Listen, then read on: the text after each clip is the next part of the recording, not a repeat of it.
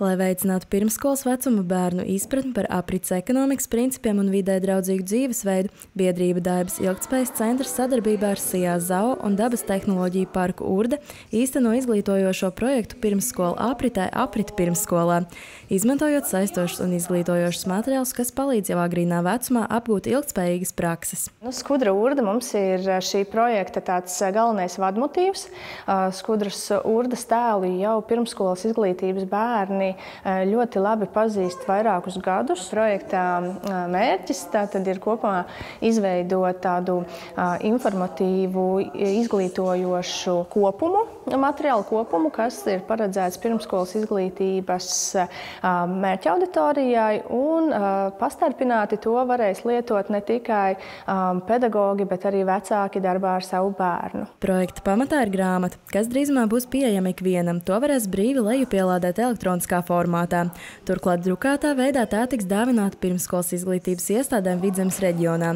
Pasakas autora Nelīna Krastiņa, bet ilustrācijas veido māksliniece Jolanta Jurkāne. Skudra Urda, pasakas, sižets par to, kā kopā ar saviem draugiem viņa darbojās par aprits ekonomiku. Un tad tas ir tas galvenais, ko mēs gribējām ar šo projektu realizēt, izskaidrot mazajām pirmsskolas vecuma bērnām, kas tad ir aprits ekonomika. Un, lai to varētu veiksmīgāk izdarīt, tad ir nepieciešams tas, ko mēs esam radījuši šajā projektā.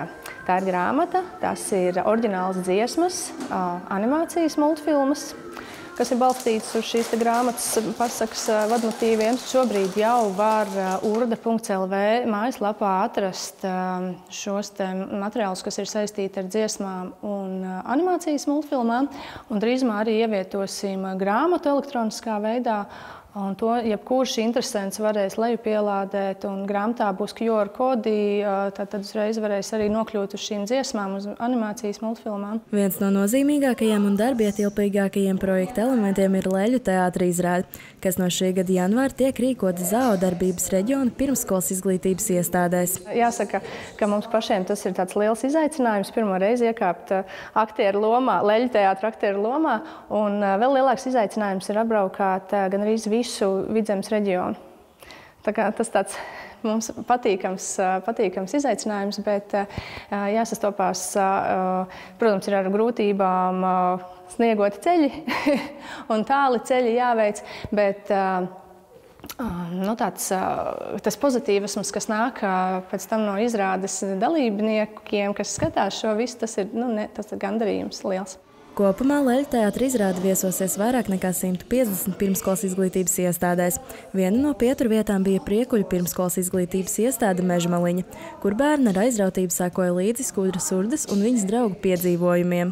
Man visvairāk patika, kad varēja iemācīties labāk, kā dabu audzēt. Es uzzināju, ka nevar piesārņot mežu. Es domāju, vispār izrāde kā tāda ir viens no vislabākajiem veidiem, kā tā, teiksim, neuzkrītoši bērnam pasniegt svarīgu informāciju. Jo, protams, ja mēs nosēdināsim un tagad mācīsim, tas nebūs tas, bet te caur tēliem, caur dziesmiņām, caur problēmu situācijām, kas tika risinātas izrādītē, bērns iemācās ko jaunu, atcerās jau zināmo. Ir skaidrs, ka reģiona pirmsskolās kultūras pasākumi bieži vien ir grūti pieejama attāluma, transporta un finansējuma trūkuma dēļ. Tomēr tieši pirmsskolas vecuma bērniem ir svarīgi piedzīvot jaunas lietas, taču gari brauciens pasākumiem var būt nogurdinoši.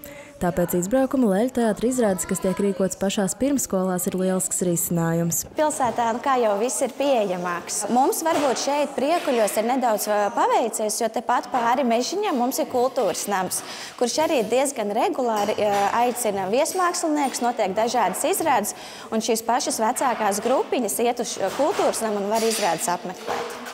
Izglītojošo projektu pirmsskola apritē Apriti pirmsskolā, ko finansē Latvijas vides aizsardzības fonds, plānots īstenot līdz šī gada vasarai, iesaistot vairāk nekā 2000 pirmsskolas vecuma bērnu no Vidzemes atkrituma apsaimniekošanas reģiona un sniedzot viņiem zināšanas par vidē draudzīgu dzīvesveidu.